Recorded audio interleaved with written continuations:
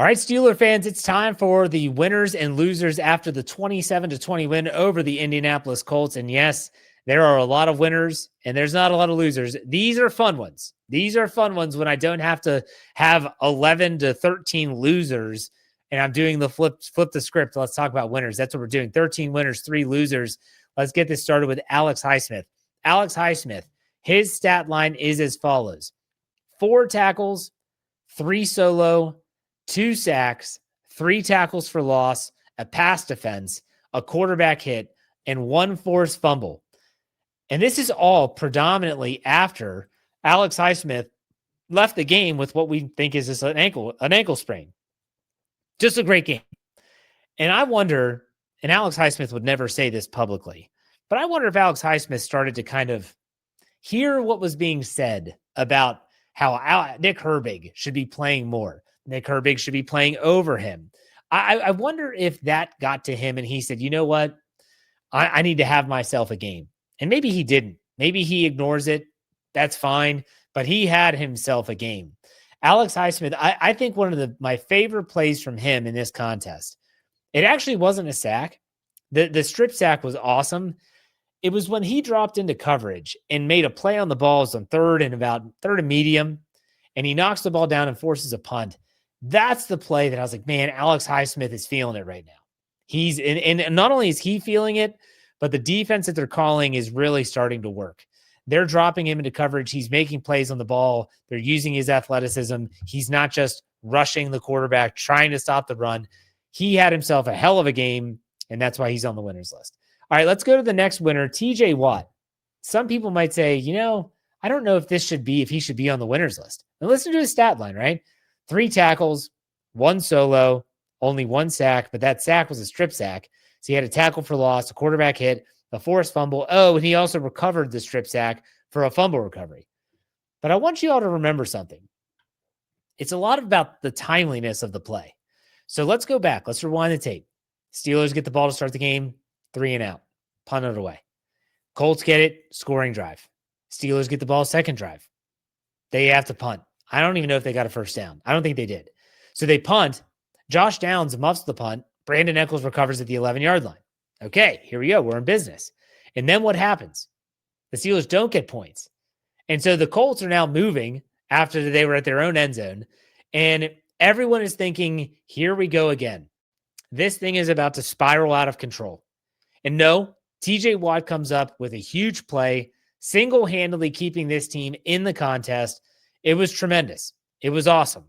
And so, no, the quantity might not be there in terms of tackles, sacks, etc. But that one play, which turned into a touchdown, absolutely flipped the game on its head. All the momentum changed from that play on.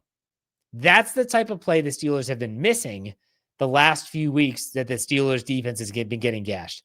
That is the type of play TJ Watt we have grown accustomed to seeing, and we just haven't. It was good to see it come back, that's for sure. Let's go to the next winner. Could be the top winner if you want to label them as such. Peyton Wilson. He had himself a tremendous game. 14 tackles. Led the team in that category. 10 of those tackles were solo tackles. 2 pass defenses, and he had an interception. This was a phenomenal game by Peyton Wilson. You could start to kind of feel him coming into his own. You could start to feel that the Steelers were leaning on his athleticism to cover the tight end, to cover slot receivers at times. And the Steelers were really creative in how they deployed their linebackers. And you had Malik Harrison on rundowns, Peyton Wilson obviously going out there. Just really, really awesome to see Peyton Wilson. And he's still a young player. I know a lot of people get down on the guy, but he's still a young player. Second-year guy, doing his job. Really great game. The interception, I thought he was going to take it to the house. But no, Peyton Wilson was around the football the entire game. Awesome stuff. 2 pass defenses as well. Just really good stuff. Peyton Wilson's on the winners list. Let's talk about the pass rush in and of itself. They get 5 sacks and 6 quarterback hits of Daniel Jones. I don't know if I need to remind people of this. We talked about it on the post-game show. You had a situation where everyone was like, is the Colts offensive line good? Yes, they are. They're very good. They're good in run blocking. They're also good at pass pro. They only surrendered 9 sacks coming into this game. The Steelers got 5 sacks in this game. Awesome stuff by the pass rush. It was how they got to the football. Everything kind of just played off of each other. We'll talk about the run defense here in a little bit, but they were getting they were getting the Colts in these obvious passing situations. They were getting the Colts in behind the sticks, and they were taking advantage of those deep dropbacks that obviously Daniel Jones had to take. 5 sacks, 6 quarterback hits. The pass rush is a winner. All right, let's go to the next winner, the takeaways. 6 takeaways on the day. 3 interceptions, 3 fumble recoveries, and they needed every single one of them. We'll talk about points off of turnovers, my favorite type of pot, in a second. But for a Steelers team that coming into this game had 10 takeaways, not bad, right? 10 takeaways. However, they hadn't had one in over 3 weeks.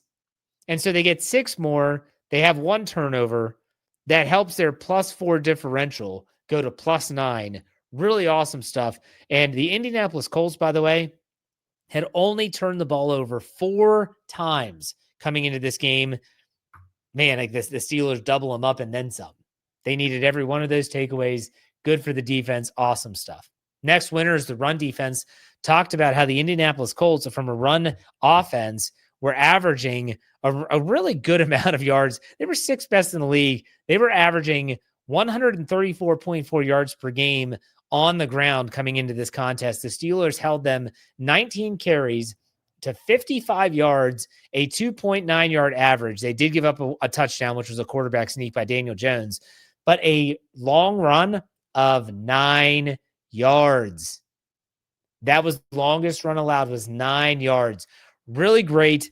The Steelers' run defense was what stemmed all the other success that they had. They were able to then get them in those obvious passing situations. They were able to pin their ears back. Really awesome stuff. The run defense deserves to be on the winners list. All right, let's go to our next winners. That I guess we'll call them 2 people, but we're going to lump them into one as the safeties. Jalen Ramsey and Kyle Duggar. I talked about this at the beginning of the show, but I'm going to reiterate it here. They more than did the job. So Jalen Ramsey, and I don't know, and this is something Brian Davis brought up in the postgame show. He said, do you think that maybe the Steelers aren't needing safety help anymore and they want to keep Jalen Ramsey there and they just go after a corner? I don't know if I'm going to go that far considering the trade deadline's coming up on the 4th. But at the same time, I'm looking at this and saying, man, Kyle Duggar, who comes in on Tuesday, and you have to think he might know some simple concepts, but he doesn't know the calls. Did anyone say his name in a negative way at all in this game? I can say that I watched the game pretty close. I always do. Never once did I say, oh, gosh, Kyle Duggar. Kyle Duggar, here we go. I didn't say that at all. Kyle Duggar did a fantastic job. When you're not having to say his name, it's great. Jalen Ramsey did his job. He brought a physicality in the back end. He was reading plays better than what we've seen from Juan Thornhill and Chuck Clark. Those safeties did their job. Great job. I want to give a big shout out to both of those players for being thrust into situations that they might not have been ready for, but yet they stood tall when it mattered most. All right, the next winner, points off turnovers. That's right, my favorite type of pot. The Steelers scored 24 of their 27 points off of turnovers, which speaks to I guess I want to say it speaks to I don't want to say a bad offensive output because it wasn't a bad offensive output.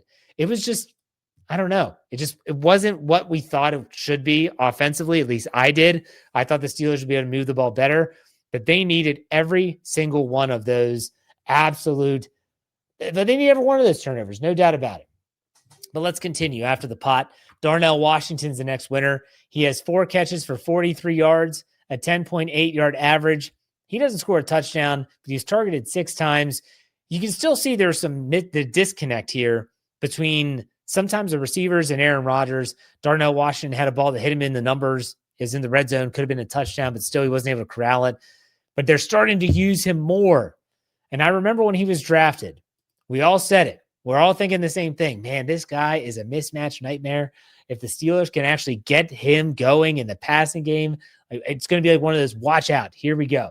They're starting to do it, folks. We are starting to see it happen in front of our very eyes. Mount Washington, or Washington as they would call it in Pittsburgh, he's on the winners list. The next winner, we have 4 more. Keanu Benton, who's been He's been taken to task by the Steelers fan base on more than one occasion.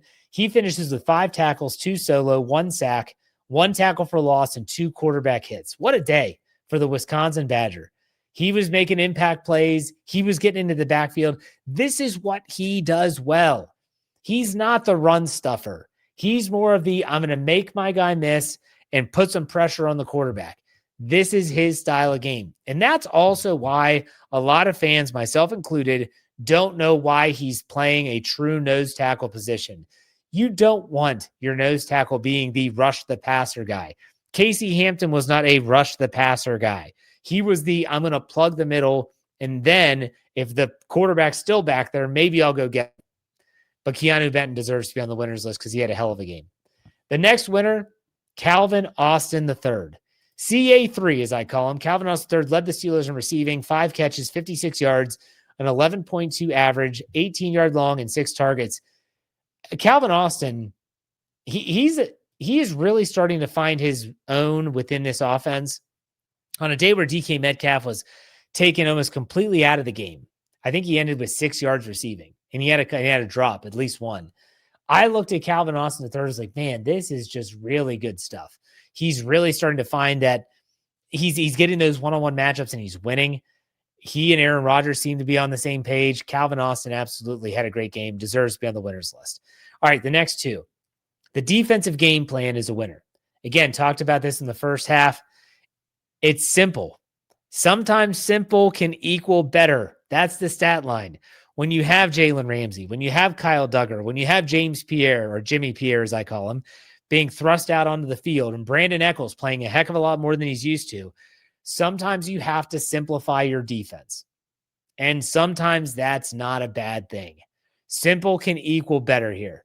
And so for the defensive game plan, good job. Terrell Austin, Mike Tomlin, anyone else involved. That's what we want to see. That's the type of defense that Steeler fans expect to see when you invest so much into the defense. That's what we want. So good on you. And then the last winner, the AFC North division lead. If we just play devil's advocate here and the Steelers drop this game and lose 3 in a row and they fall to 4-4, they would have a 1-game lead over Baltimore, who's 3-5. Instead, they're 5-3. They have a 2-game lead over the Ravens still. Extend that lead. Do whatever you can. Extend the lead. That's definitely a winning performance for the Steelers. They needed that win in a big way. Now let's go to the losers. The losers, it's only 3. And I feel like sometimes I'm nitpicking, but in this case, I don't think I am. I'm going to say that the 4th down defense is a loser. The 3rd down defense did a great job. But when you have an aggressive team like the Indianapolis Colts, they're going to go for it. They're not going to hesitate. They're going to go for it on 4th down.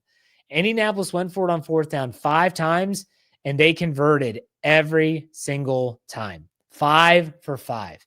And I know that's a tough ask, especially when it's 4th and short. Trying to stop a quarterback sneak or a tush push or something like that is ridiculously difficult. However, what I'm also going to say is that I still find that the Steelers, you got to make that play sometimes. There was a Jonathan Taylor conversion. I'm going to use this as an example. Jonathan Taylor gets the handoff. He made 2 defenders miss in the backfield before getting enough yards for the 1st down. Sometimes when the play presents themselves, you have to make it. And the Steelers have not made it, at least on 4th down, at least not in this game. All right, let's go to our next loser. The series after the muff punt. All right, I'm going to kind of sound off here for a second. So I talked about this scenario in case you forgot. Steelers go 3 and out. They start with the football. Scoring play or scoring drive for the Colts. The Steelers get the ball back. They punt. It's a muff punt. The Steelers get new life. They get the ball at the 11. It's not even 1st and goal. It's 1st and 10. And the Steelers don't even they don't get a 1st down, but they don't get any points. Here's my problem. Here's my issue with the series. When you have teams like the Colts, like the Detroit Lions, that are uber aggressive, every single person in that stadium knows if you don't get it on 3rd down, you're going for it on 4th down. The Steelers are the antithesis of that. They're the opposite. They are the team that rarely goes for it on 4th down. And so when Arthur Smith is calling plays, I don't know if this happens or not. And if it did, gosh, that's a really bad look for Arthur Smith. But at the same time, if you cannot have a play caller calling a third down play, not knowing if you're going to go for it on fourth. So the Steelers go for it on fourth down, and everything just looked discombobulated. It looked out of sorts. It looked out of place. The whole series was atrocious. And it's because no one ever knew or knows what the coach is going to do. Either be aggressive, live and die by that credo, or don't. That's what the Steelers have to figure out. But because of that series after the muff punt, it was just bad. There's no other way to put it. The play calling, you would have not called that third down play if you knew you were going to go for it on fourth down. At least I pray that they didn't. They wouldn't. Then again, I've been fooled before. All right, let's finish this up. Losers list with Roman Wilson. Roman Wilson, he has 1 catch for 4 yards. He had 2 targets. And he tries, I don't know why. I'm trying to justify what he did, and I can't. Catches the ball, you're winning the game, go north and south, get as many yards as you can, stay in bounds, and hold on to the football. That's ultimately what you have to do. And instead, he decides, and he's done this multiple times already this season, I'm going to try to jump over him. Wait, what? Tries to hurdle a player. The ball gets knocked out. Fumble. Colts pick it up. They have new life. The only turnover the Steelers had. And I'll tell you what stings the most about this play. What stings the most for me is that Roman Wilson, in my opinion, was really starting to earn the trust of the coaching staff, starting to earn the trust of the quarterback. And I feel like that one singular play was a big step in the wrong direction. Now I wonder if the team's going to think twice about putting him out there at a big moment. Because, remember that time where all we had to do is get the ball and hold on to it, and the guy tried to jump over someone and fumbled? Yeah, we can't have that happen. So what we're going to do is we're just going to keep him on the bench.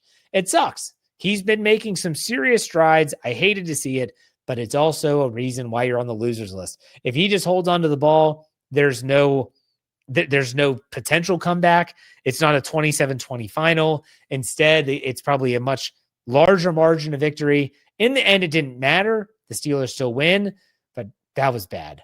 That was really, really bad. So there you have it. 13 winners, 3 losers, a huge win for the Pittsburgh Steelers in so many ways. And I hope you all get on board with all of us here at the Steel Curtain Network. A reminder, Victory Monday, you got to find Steel Curtain Network on Twitter at SteelC Network. You have all the instructions to get some free swag from the Steel Curtain Network store. All you got to do is follow the directions. I'll be posting that out today, Monday, and I'll announce it on Wednesday's Let's Ride podcast, the winner. But check us out at steelcurtainnetwork.com. Totally free. All the great content you're looking for as a Steeler fan, steelcurtainnetwork.com. And check out all of our podcasts, wherever you get your podcast, by searching Steel Curtain Network. But that does it for me. You know how we finish up these shows. Be safe, be kind, and God bless. I will see you all on Wednesday. You know how we finish these out. Go Steelers.